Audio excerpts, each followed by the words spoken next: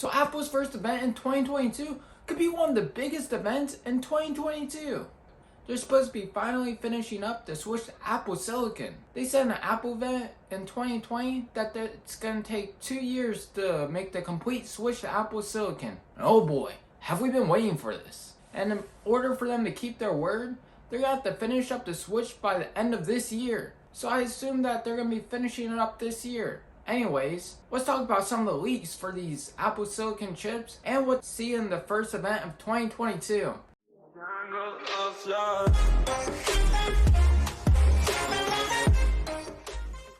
Okay, so the first event is supposed to take place sometime this spring.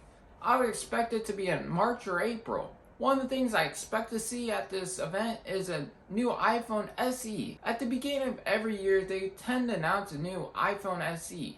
Usually what they do is they take an old phone form factor and just throw a newer chip in it. Well, this year, they're doing a little bit more. They won't be just throwing in an A15 Bionic chip, but they'll be also adding 5G. This will make it their first time adding 5G to their S-series lineup.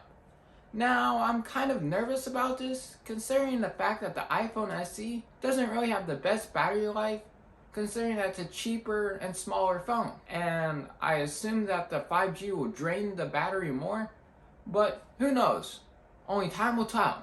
There were also rumored to add a fingerprint scanner on the power button like they did on one of the iPad Airs, but since the iPhone 13 didn't get it, I think it's safe to say that we won't see it in this year's iPhone SE. Maybe next year's though. Okay, time to move on to the good stuff.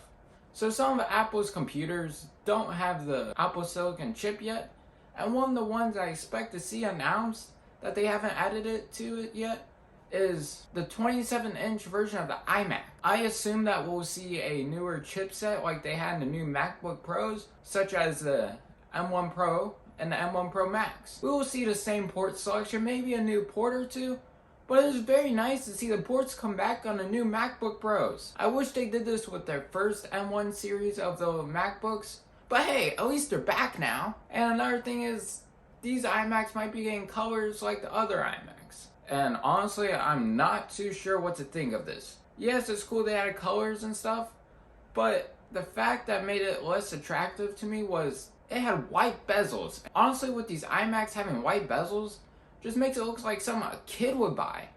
And I hope to see them make something with black bezels, that way it gives it a cleaner look and make it not look so kiddish. Then another Apple computer that hasn't received the M1 chip yet is the Mac Pro.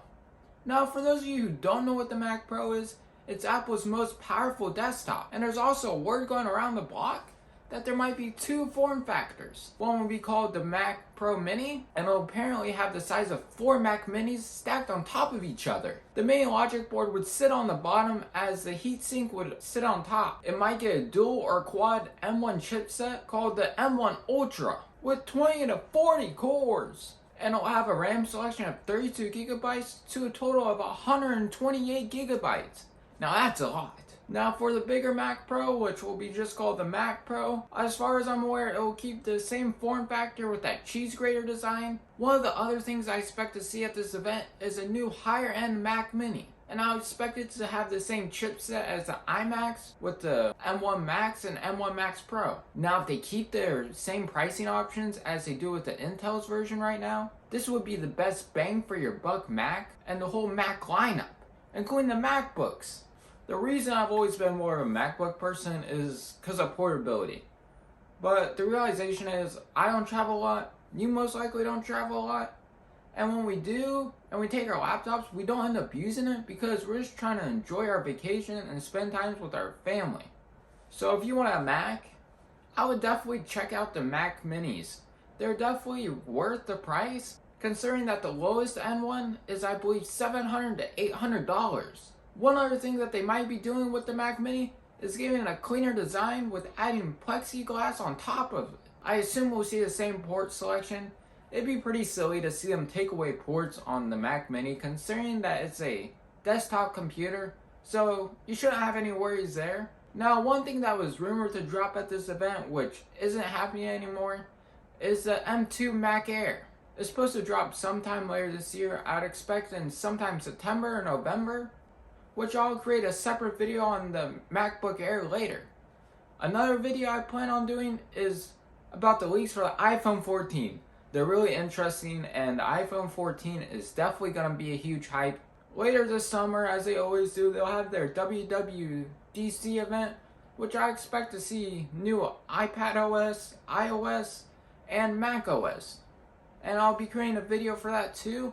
And I'm going to be trying out those OSs early, except for the iPad, and I don't know if I'm going to do it with my Mac. Anyways, that's it for today's video, guys. I hope you guys enjoyed this video. If you did, give it a huge thumbs up, get subscribed down below, turn on that bell notification icon so you can see when I upload my next video, which may or may not be the iPhone 14 leaks. Anyways, guys, I'll catch you guys in the next one.